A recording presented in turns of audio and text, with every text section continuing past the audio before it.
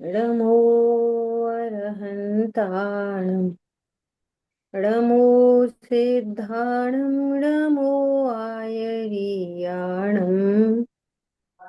णमो उवज्जायाणं णमो लोये सवसावुणम्।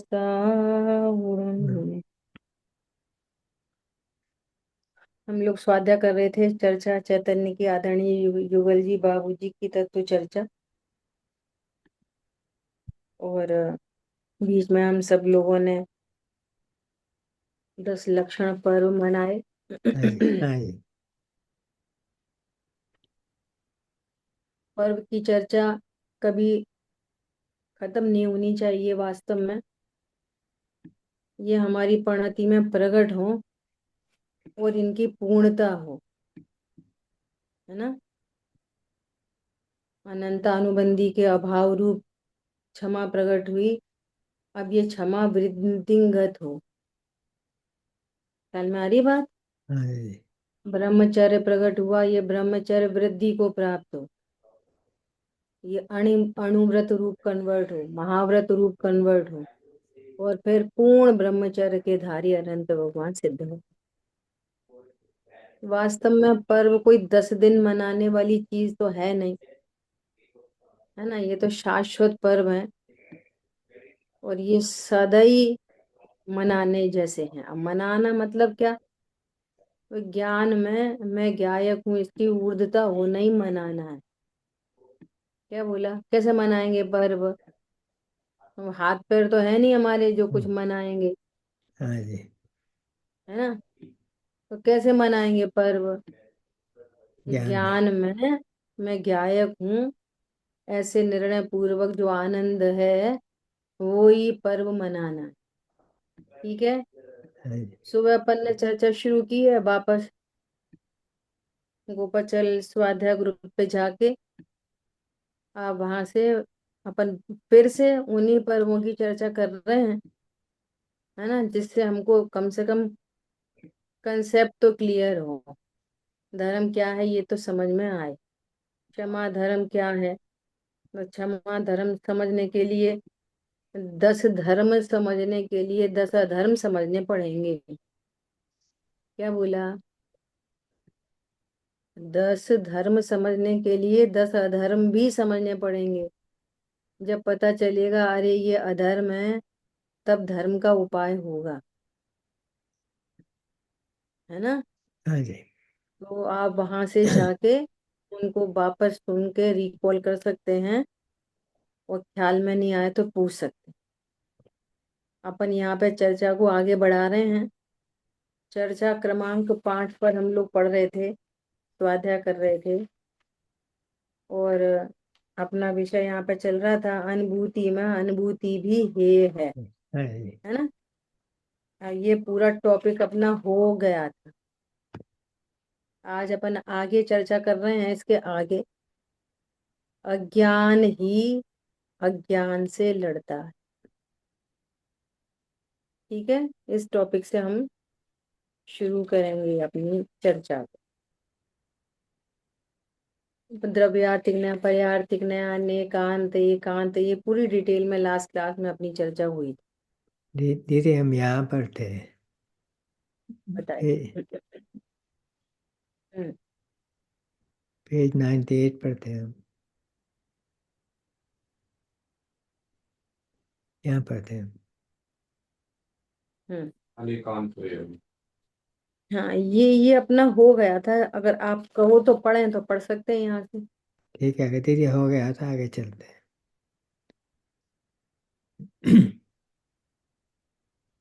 जी। जो 97 पेज पे दीदी लास्ट ले ले तो अच्छा है, लाइन। तो रिफ्रेश भी हो जाएगा। तो ठीक है, वहीं से पढ़ते हैं अनेकांत से। ठीक है। ये बोल्ड लेटर्स में जो अनेकांत लिखा है वहीं से देखते हैं। देखो क्या कह रहे हैं। यहाँ विषय चल रहा था कि जो एक तो है पूरी वस्तु प्रमाण का द्रव्य। हम्म, तो प्रमाण के द्रव्य में देखेंगे तो वस्तु दो तरह से दिखाई देती है। या बोले दो अंश, वास्तव में अंश भी मत कहो, पर कथन तो ऐसी किया जाएगा। एक द्रव्य स्वभाव और एक पर्याय स्वभाव। तो कह रहे हैं कि अनुभूति के लिए कहा जाता है कि तुम द्रव्य की अनुभूति करो, तो ये अंश नहीं हो जाएगा, तो अंश की अनुभूति तो मिथ्या सिद्ध हो जाएगी। अनुभूति तो हमें पूरे वस्तु की करनी है ना। ये विषय उठाया था। तो द्रव्य को भी अगर हम प्रमाण से देखेंगे तो द्रव्य भी एक अंश है, इसमें कोई डाउट नहीं है। लेकिन वो कैसा अंश है कि वही सत्य अंश है, वही परिपूर्ण अंश है। तो इसको दृष्टांत से समझना पड़ता है कि एक है प्रमाण का आम, तो प्रमाण का आम 1 kg, और सेवन किसका करते हैं? यूज कर। सेवन करते हैं 800 ग्राम का। हम्म, तो हमने अंश का सेवन किया, तो एक एंगल से देखेंगे तो अंश कह दो, परंतु वो वास्तव में वो ही आम है, वो ही पूरा आम है, क्योंकि गुठली और छिलका आम नहीं है। आम के अंग होने पर भी वे सेवन करने योग्य नहीं। इतनी सी बात ख्याल में आई बात। ये बात यहाँ पर चल रही है। देखो ऊपर से ही पढ़ लेते हैं। कहते हैं ना कि द्रव्य की अनुभूति होती है, लेकिन द्रव्य भी अंश है ना, तो उसके साथ में दूसरे अंश की याद आती है। द्रव्य कहते ही पर्याय की याद आती है। परस्पर विरोधी धर्मयुगल होते हैं ना, आपने द्रव्य बोला, इसका मतलब पर्याय अंडरस्टूड है ना। द्रव्य कहते ही पर्याय की याद आती है, और द्रव्य को अंश माना जाए तो भी अनुभूति नहीं होगी, क्योंकि वो अंश नहीं है, वो अंशी है। वो ऐसा अंश है जो पूरा अंश है, वो ही पूरा आम है। वो पूरा आम खाया आपने, कम आम नहीं खाया। वेट से बात करेंगे तो क्या बोलेंगे? 1 किलो लेके आए थे, 800 ग्राम खाया। लेकिन भाव पक्ष से देखेंगे तो क्या बोलेंगे? पूरा आम खाया, हमने कम नहीं खाया, क्योंकि आम उतना ही होता है। ख्याल में आ रही है बात। तो एक प्रमाण का आम और एक शुद्ध नय का आम, ऐसी एक प्रमाण का द्रव्य और एक नय का द्रव्य। तो प्रमाण के द्रव्य से देखेंगे तो वो अंश दिखेगा, और नए के द्रव्य से देखेंगे तो वो अंश ही दिखेगा, मतलब वो पूरा है ऐसा। और अंश अंश समझ के अनुभूति करने चलोगे तो अनुभूति नहीं होगी, फिर तो आप आधे अधूरे आत्मा की अनुभूति कर रहे हो। ख्याल में आ रही है बात। देखो हम लोक में तो बहुत ही होशियार हैं, कोई नहीं कहता वो गुठली छिलका भी 200 रुपए किलो आया है, और कोई नहीं कहता कि हमने पैसे वेस्ट किए। कोई बोलता है? वो नारियल खरीद के लाते हैं ना, तो समझो 100 रुपए का नारियल आया, और फिर उसकी वो हटा दी, ऊपर की जटा जूड़ निकाल दी, वो हार्ड कवरिंग निकाल दिया। कोई नहीं बोलता कि हमने पैसे वेस्ट कर दिए, हमने वो अंदर वाले के ही पैसे दिए हैं 100 रुपए। ख्याल में आ रही है बात। ऐसे यहाँ पर ये त्रिकाली ध्रुव भगवान आत्मा ही परिपूर्ण आत्मा है, ये ही आश्रय करने योग्य उपादेय है। ऐसा प्रमाण से देखोगे तो अंश दिखेगा, शुद्धने से देखोगे तो अंश ही दिखेगा, वो ही पूरी आत्मा है, ऐसा समझ। ठीक है। ऐसे भी देखोगे तो पर्याय एक समय की है और ध्रुव शाश्वत है। ख्याल में आई बात। बोलिए। दीदी, अनुभूति के जो क्षण होते हैं उस समय क्या पर्याय या द्रव्य पूर्ण है, मतलब इस तरह के विकल्प तो आते हैं क्या? कोई ये तो विकल्प नहीं। ये समझने के लिए ही है सिर्फ। सारी बात अनुभूति से पहले सब सीखा पढ़ा जाता है, समझा जाता है। अनुभूति में तो एक ज्ञान है, वो लक्षण, बस वो लक्षण प्रसिद्ध होता है, और लक्षण के माध्यम से अंडरस्टूड हो जाता है कि ज्ञान जानने में आया, मतलब यही आत्मा, बस। वहां द्रव्य गुण पर्याय भेद प्रभेद कुछ नहीं होते, एक चिन्ह मात्र भाषित हो गया, बस आत्मा भाषित हो। ये सब पहले सीखा जाता, वहां तो एक चिन्ह मात्र, बस ज्ञान ज्ञायक कोई भेद नहीं रहता वहां। ठीक है, ऐसा बहुत सिंपल बात है। हीरा खो गया, वो झाड़ू लगा दी, झाड़ू लगा के कचरा इकट्ठा कर दिया। अब कचरे में उसमें पेपर भी हैं, कलर भी हैं, बच्चों के कुछ सामान है, कुछ डस्ट भी है, कुछ छिलके भी हैं, कुछ, उन सब के बीच में हीरा गुम हो गया। ठीक है, अब वो दूर से एक शाइनिंग आती है, बस एक शाइनिंग, वो चमचमाता था। इतने चमचमाते से हम निर्णय कर लेते हैं, अरे वो रहा हीरा। हीरा पूरा नहीं दिख रहा, वो कणिका नहीं दिखी, एक उसमें से चमक दिखी, बस कुछ शाइनिंग दिख रही है। इतनी सी शाइनिंग से हम पूरे हीरे का हमने निर्णय कर। क्यों? न ये शाइनिंग कागज की है, न कलर की है, न कोई डस्ट की है ये शाइनिंग, ना कोई छिलके विलके की है, किसी की शाइनिंग नहीं है। शाइनिंग तो किसकी है? ये शाइनिंग किसकी है? हीरे की। बस ऐसे ही एक चैतन्य मात्र भाषित होता है। ये चैतन्य कौन है? परिपूर्ण आत्मा। बस उसे सीखा पढ़ा पहले जाता है सारा का सारा, वहां पर इतनी गुंजाइश नहीं होती। ख्याल में आ गई बात? ऐसे तब क्या कह रहे हैं?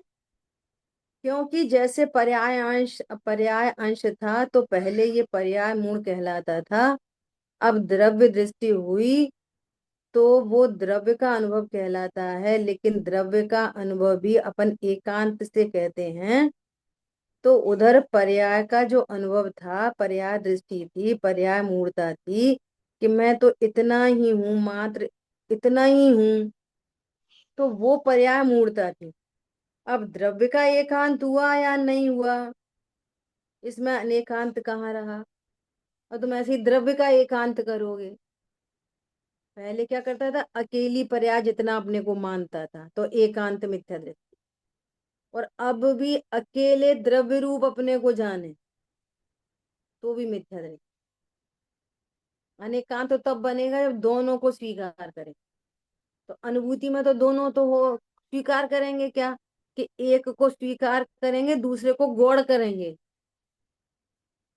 सम्यक दृष्टि कोई पर्याय का लक्ष्य होएगा ना जब, तो पर्याय मुख्य होगी, ध्रुव गौड़ होगा, इसलिए उसका अनेकांत चलता रहेगा। ख्याल में आ रही बात? नहीं तो दोनों तरफ से गलती हो जाएगी। अकेली पर्याय जितना माने तो उसने आधी अधूरी आत्मा मानी, और अकेला द्रव्य जितना माने तो भी आधी अधूरी आत्मा जानी। और देखो ये तो सब कहने की बातें हैं, कोई द्रव्य तो अपने को द्रव्य रूप से स्वीकार करेगा नहीं। स्वीकार करने वाली पर्याय है, तो पर्याय चली कहाँ जाएगी? पर्याय तो स्वीकार कर रही है कि मैं द्रव्य हूं, तो अनेकांत तो पूरा बन रहा है, लेकिन पर्याय पर्याय का ही अभाव करने तैयार, इसलिए वो एकांत बन जाता है। वस्तु स्वरूप में एकांत कभी भी नहीं होता। जो अपने को पर्याय रूप अनुभव करे वहां भी द्रव्य मौजूद है, और निश्चयवासी की तरह जो अपने को द्रव्य रूप स्वीकार करे वहां भी पर्याय मौजूद है।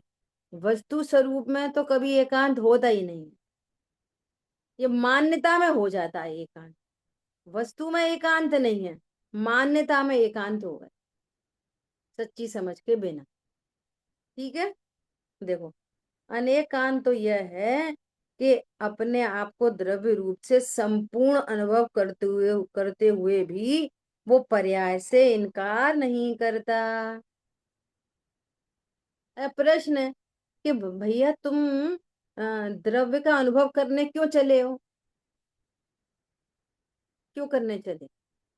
कि पर्याय में राग द्वेष है, इसके अभाव के लिए ही तो पर्याय तो तुमने स्वीकार कर ली। नहीं आई समझ में? सम्यक दर्शन प्रकट करने के लिए ही तो पर्याय तो तुमने स्वीकार कर ली, अभाव कैसे करोगे? समझ में आ रही है बात? वस्तु स्वरूप में अभाव तो होगा ही नहीं ऐसा। तो क्या कह रहे हैं, वो पर्याय जो है उसके क्षयोपशम में गौण रूप में लब्धि रूप में पड़ी है, लेकिन उस समय उसका कोई काम नहीं। जो भी पर्याय हैं वो उसके ज्ञान में क्या है, लब्धि रूप से पड़ी है। कहाँ पे? क्षयोपशम ज्ञान में, उपयोग लक्षण में नहीं, क्षयोपशम ज्ञान में। ठीक है ऐसा। उसका दीदी उस समय नाम यहाँ बोलो। हमने अभी शक्तियां सीखी, तो यहाँ अभाव भाव हम्म, शक्ति वो भी लगेगी दीदी? क्या? हमने हाँ अभी सारी देखो, अभी पारुल बहन ने प्रश्न किया ना, ये तो सारी चीजें हम अनुभूति से पूर्व अपने बारे में पूरा सीखते हैं। क्या सीखते हैं? कि ये जो शरीर दिखाई दे रहा है, भगवान तो इसको पुद्गल बता रहा है कि ये पुद्गल मेड है, स्पर्श रस गंध वर्ण वाला है। पता भी लगता है, अरे मुझे तो बुखार हुआ है, तो ये गर्म ठंडा तो शरीर होता है, आत्मा तो गर्म ठंडी होती नहीं है। आंख खुली है और जानना नहीं हो रहा, और आंख बंद है और जानना हो गया। कान खुले हैं, सुनना नहीं हो रहा, उपयोग कहीं का कहीं है, सुनना हो रहा है। तो इससे ये पता चल रहा है कि फीलिंग बॉडी कुछ और है, डेड बॉडी कुछ और है। अब ये नक्की हुआ क्या? हाँ सही बात है, मैं तो आत्मा ही हूँ। तो आत्मा तो तुम हो, अभी भी अनुभूति नहीं होगी। अब आत्मा का स्ट्रक्चर कैसा है? तो द्रव्य गुण पर्याय उत्पाद ध्रुव युक्तम सत, ये सीखा। तो द्रव्य सदा है, उसमें रहने वाले गुण सदा है। उसमें गुण ही होते हैं क्या अकेले? कि नहीं, शक्तियां भी होती हैं, धर्म युगल भी पाए जाते हैं। तो कुछ गुणों के बारे में समझ लिया हमने, शक्तियों के बारे में समझ लिया, धर्म युगल के बारे में समझ लिया। ये आत्मा, मैं आत्मा हूं, उसका पूरा स्ट्रक्चर समझ रहे हैं। ये पूरा कार्यक्रम भेद प्रभेद क्या क्या है आत्मा में, अज्ञान मोह राग द्वेष कहाँ पे एग्जिस्ट करते हैं, ध्रुव में एग्जिस्ट करते हैं कि पर्याय में एग्जिस्ट करते हैं, फिर ये शाश्वत रहते हैं कि क्षणिक है, ये सारी बातें पहले सीखी जाती हैं। कैसा हूं मैं? एक प्रदेशी हूँ कि असंख्य प्रदेशी हूँ कि संख्य प्रदेशी हूँ? तो मैं असंख्यात प्रदेशी हूँ। द्रव्य होगा तो किसी क्षेत्र में ही होगा, तो प्रदेश होने ही होने हैं। अनंत गुण कहाँ पे एग्जिस्ट करते हैं कि असंख्यात प्रदेशों में। पर्याय उत्पन्न हो रही है, कहाँ उत्पन्न हो रही है? असंख्यात प्रदेशों में। ख्याल में आ रही है बात? मैं कौन हूं? मैं जीव द्रव्य हूँ। द्रव्य क्यों बताया? अहम करने के लिए। द्रव्य कैसा है? कि शक्ति संपन्न है, गुणों से संपन्न है, धर्म युगल से संपन्न है, उसके गुण बताए। ये सारी चीजें पहले सीखी जाती हैं। ख्याल में आ रही है बात? पर्याय सदा उत्पाद व रूप होती है, क्षणिक होती है, क्रमबद्ध होती है। बहुत बढ़िया दीदी। ये पर्याय के बारे में सीखा जाता है। और इस जीव को अनादि से पर्याय का तो बोध होता है।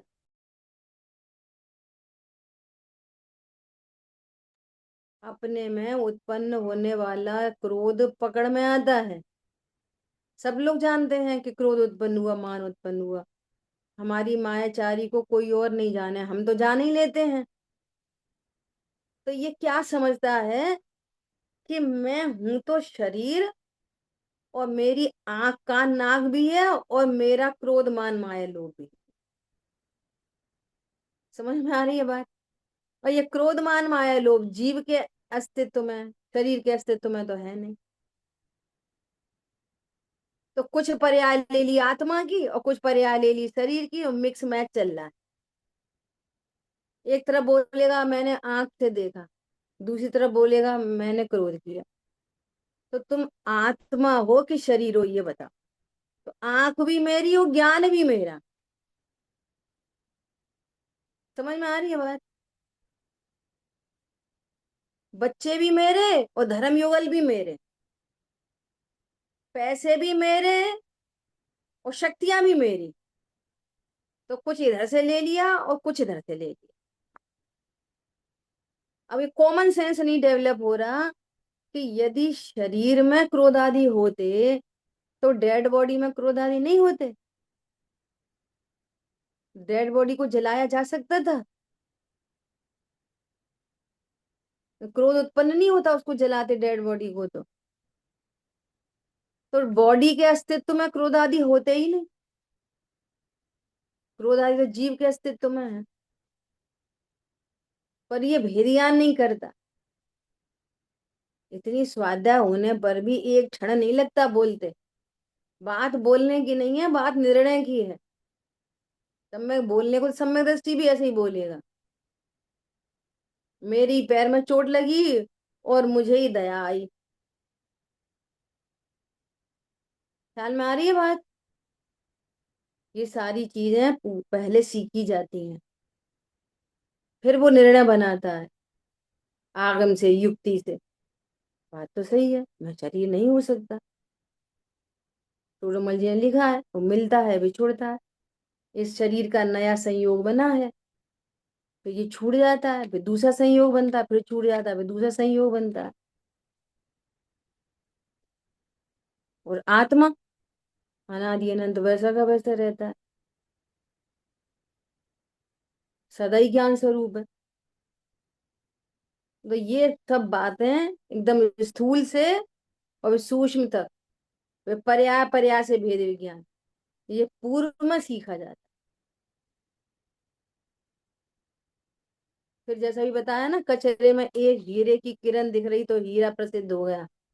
ऐसे ही इस कचरे में एक ज्ञान व चैतन्य का परिणाम ख्याल में आता है, पूरी आत्मा पकड़ में आ जाती है। आत्मा दिखती नहीं है, ना असंख्यात प्रदेश दिखेंगे, ना ज्ञान श्रद्धाचार की पर्याय दिखेंगे, ना ढूंढने की कोशिश करना। ऐसा चिन्ह मात्र भाषित होता है। ठीक है, तो उस चिन्ह मात्र में सब गर्भित है, गुण शक्ति धर्म युगल सब, असंख्यात प्रदेश सब शामिल है उसके अंदर। ऐसा, ठीक है। तो अब क्या कह रहे हैं?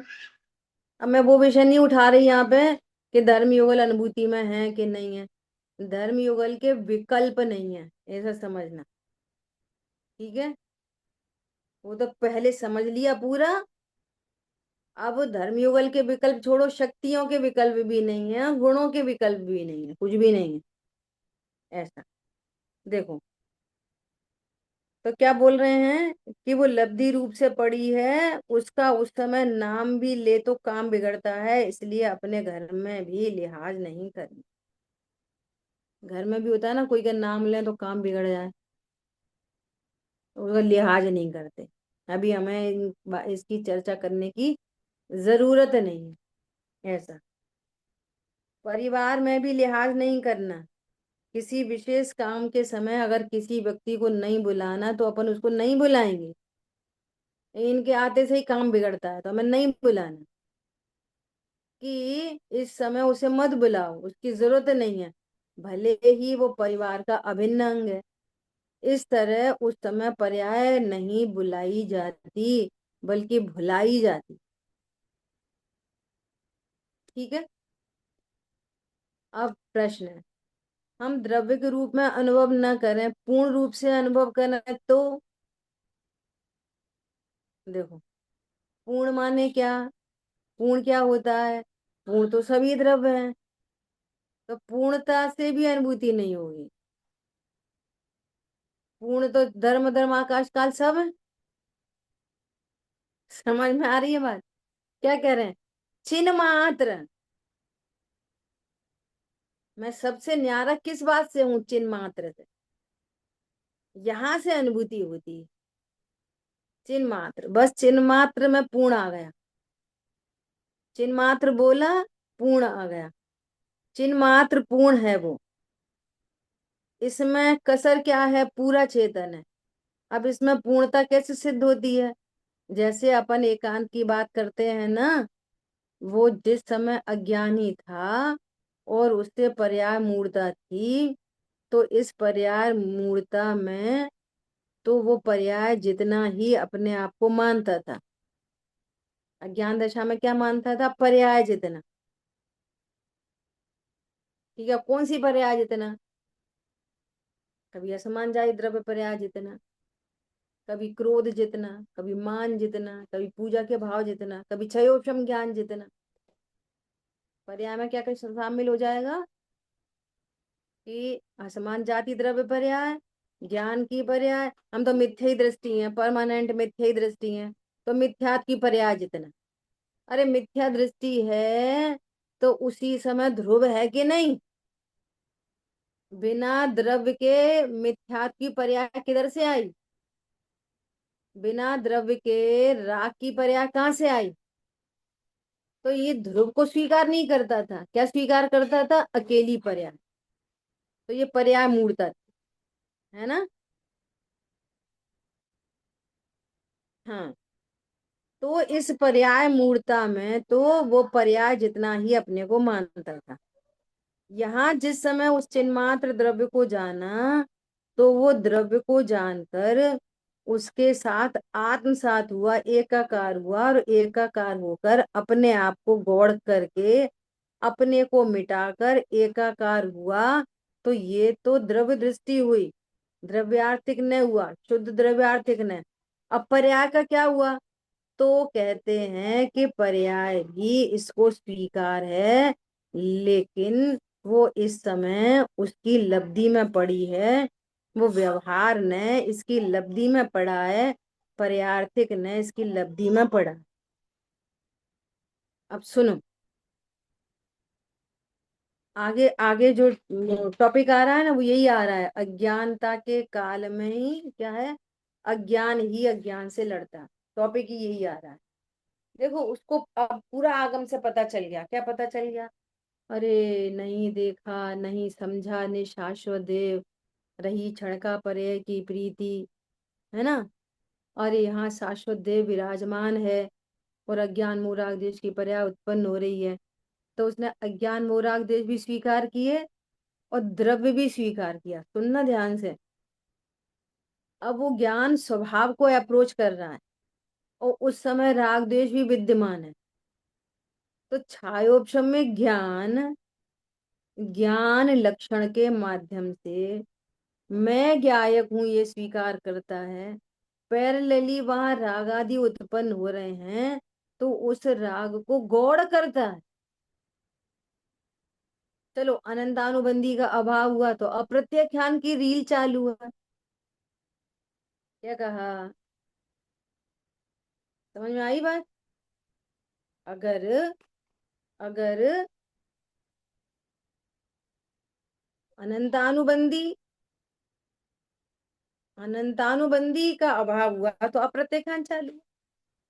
तो अप्रत्याख्यान को क्या करेगा? गौड़। मेरे में राग है ही नहीं, ऐसा नहीं। पर्याय में राग है, द्रव्य स्वभाव, अनटच, इफेक्टलेस, फुल्ली सेफ। तो फुल्ली सेफ का आनंद हुआ और शेष राग भी की भी स्वीकृति। समझ में आ रही है बात? तो फिर वो एकांती नहीं होगा। ये है गजब की बात। तो वह भी चर्चा हुई, पहले भी चर्चा हो चुकी। नरक की ऐसी भीषण वेदना, नरक में इतना प्रतिकूल माहौल, नरक में कोई उसको मार रहा पीट रहा, और ये भी पलट के मार रहा पीट रहा।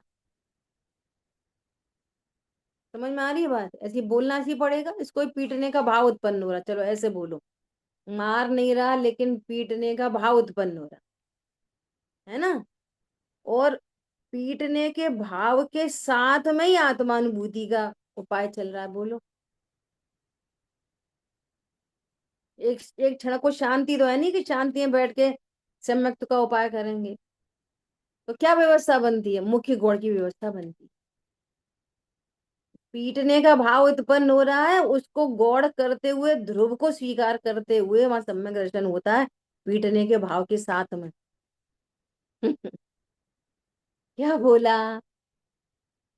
पिटाई करने के भाव के साथ में। ऑथेंटिक करो इसको बिल्कुल युक्ति से, लॉजिकली। यहां पर शुभ भाव के काल में, शुभ भाव का ही काल तो होता है जब आत्मानुभूति करने जाता है। मनुष्य गति में कब होएगा? शुभ भाव के काल में। वो सामायिक में बैठा है, देव गुरु का विचार कर रहा है, आत्मा का विचार कर रहा है, पर्याय का विचार कर रहा है, गुणों का विचार कर रहा है, द्रव्य स्वभाव का विचार कर रहा है। तो ये सारे विचार किस कोटि में आते हैं? शुभ भाव की कोटि में। राग उत्पन्न हो रहा है कि नहीं लगातार? तो यहाँ शुभ राग उत्पन्न हो रहा है, वहां अशुभ राग उत्पन्न हो रहा है। समझ में आ रही है बात? तो इस शुभ राग को भी भिन्न जानते हुए आत्मानुभूति होती है। इसी तरह वहां पर भी अशुभ राग को भी भिन्न जानते हुए अनुभूति हो जाती है। अब वो जो उनका अशुभ है, वो हमारे यहाँ मनुष्य पर्याय के एंगल से वो अशुभ है, लेकिन उनके उधर देखेंगे तो वो वहां पर जो तारतम्य भेद देखेंगे ना, तो उनकी कृष्ण लेशा के तीव्र परिणाम का वो मंद परिणाम है। कृष्ण लेशा, ख्याल में आ रही बात? और आत्मानुभूति हो जाती है, पीटते पीटते आत्मानुभूति हो जाती है। बोलो तो हमें अजीब सा लगता है, पीटते पीटते आत्मानुभूति। वो तो हम भगवान की पूजा पाठ करते हैं, बहुत विचार करते हैं, विकल्प करते हैं, तब अनुभूति होती है, मंद कषाय में अनुभूति होती है। तो मंद, अब दूसरी भाषा, न तीव्र कषाय में अनुभूति होती, न मंद कषाय में अनुभूति होती। मंद कषाय को के अभाव होकर अनुभूति होती है, वहां पर भी अशुभ भाव का अभाव होकर अनुभूति। समझ में आ रही है बात? यहाँ पर भी शुभ भाव से अनुभूति नहीं होती है, भिन्न जानते हुए उसको गौड़ जान करते हुए अनुभूति होती है। तो उसका अभाव हो जाता है और रत्नत्र प्रकट हो जाता है। अब जैसे यहाँ पे दूसरा दूसरा शुभ भाव खड़ा है अप्रत्यय ख्यान जाति का, ऐसे ही वहां पर दूसरा अशुभ खड़ा है, अप्रत्यय ख्यान जाति की लड़ाई चालू है। क्या कहा? अब कौन सी लड़ाई चालू है? अनंतानुबंधी मिट गई। अब अनंतानुबंधी अप्रत्यय ख्यान में क्या अंतर है? अरे जमीन आसमान का अंतर। ये मुझे पीट रहा है और तो मैं इसको पलट के पीटूंगा, ये अप्रत्यय ज्ञान है। लेकिन ये पीट के मेरा कुछ आत्मा को कुछ खराब कर देगा, ये अनंतानुबंधी है। मेरा तो खराब कोई नहीं कर सकता, क्योंकि मैं द्रव्य सत गुण सत पर्याय सत वाला हूं। द्रव्य गुण पर्याय के बारे में मिसिंग अनंतानुबंधी है, और द्रव्य गुण पर्याय को स्वीकार करने के बाद जो भी कषा है वो अप्रत्यक्ष है। अरे समझ में आ रहा है? तो अपने बारे में कोई शंका नहीं है, तो अनंतानुबंधी मिट गई। अब शरीर संबंधी, पत्नी बच्चों संबंधी, देश विदेश संबंधी जो भाव हैं, वे अप्रत्यक्ष ज्ञान की कोटि। समझ में आ रही है बात? जाति समझनी पड़ेगी, ऐसी गजब की बात है। दीदी तो उपयोग क्या कह, उपयोग तो क्षण क्षण बदलेगा ना, फिर उपयोग हाँ, दोनों। उपयोग क्षण क्षण, हाँ, उपयोग क्षण क्षण बदलेगा, लेकिन क्षण में भी वो उपयोग पहली पर्याय ज्ञान और उपयोग की निरंतरता से ध्यान, वो ऐसा ध्यान घटित हो जाता है। समझ में आ रही बात? उपयोग जैसे आर्त ध्यान रौद्र ध्यान है ना, तो वो एक जगह टिकता भी है, तभी तो आर्त रौद्र ध्यान होते। समझ आ रही बात?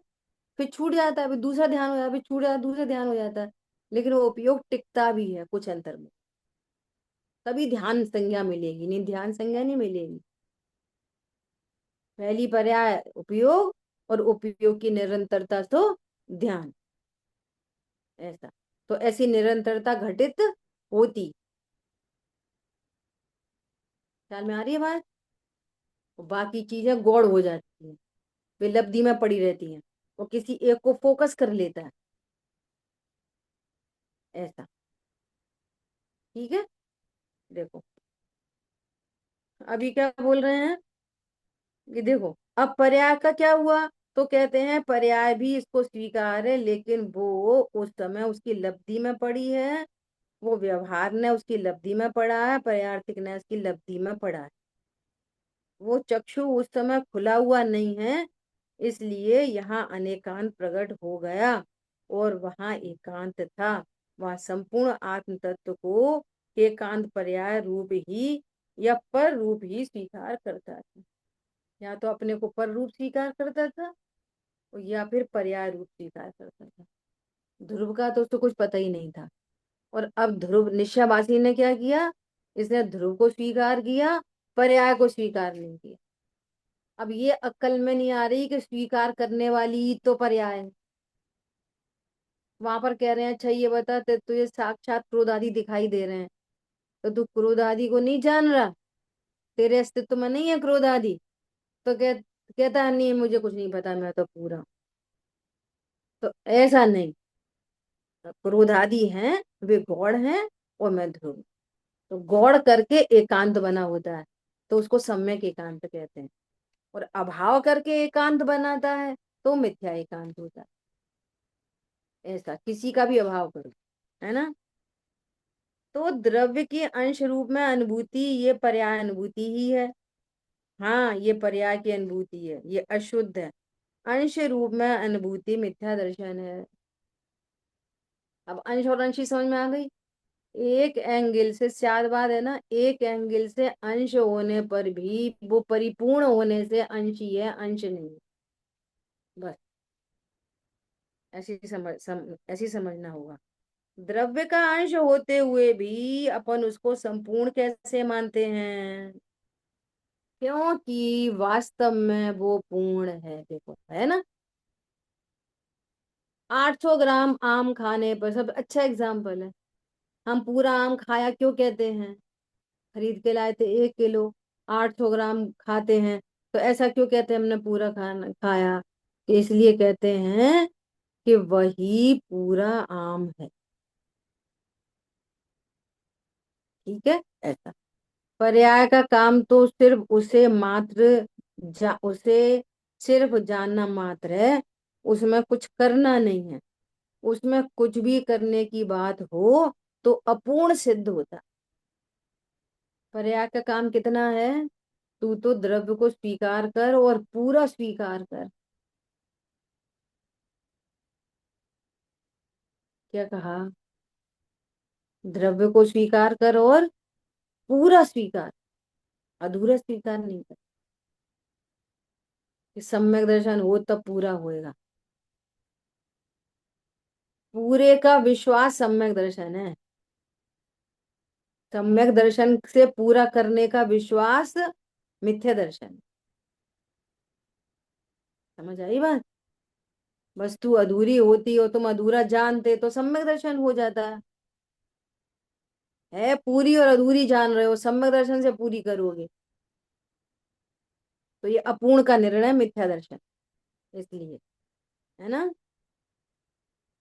पर्याय ने अनुभूति की तो द्रव्य में कुछ हुआ तो कहें कि कुछ नहीं हुआ, द्रव्य में थोड़ी कुछ हुआ। पर्याय में अशुद्धता की भ्रांति थी तो शुद्ध पता चल गया, तो पर्याय निहाल हुई, द्रव्य निहाल नहीं होता। और कहते हैं आत्मा का कल्याण करना, अरे आत्मा का कल्याण नहीं करना, आत्मा कल्याण स्वरूप है। कल्याण होता है पर्यायों का जिनमें अकल्याण चल रहा है, आत्मा का कभी कल्याण नहीं होता। समझ में आ रही है बात। ऐसा कथन ऐसे ही चलते रहते हैं। मिथ्या दर्शन ने अनुभूति नहीं की बल्कि इसे गालियां दी, तो द्रव्य का क्या हुआ, कुछ नहीं हुआ। मिथ्या दर्शन की पर्याय द्रव्य को गाली देती रही, फर्क क्या पड़ा, तू ही दुखी हुई, हमें क्या हुआ, कुछ नहीं। हमें क्या हुआ, वो ही दुखी हो रही है जो गाली दे रही है। लोग में भी समझ लो, ये मिथ्या तो है ना, सब उल्टा उल्टा।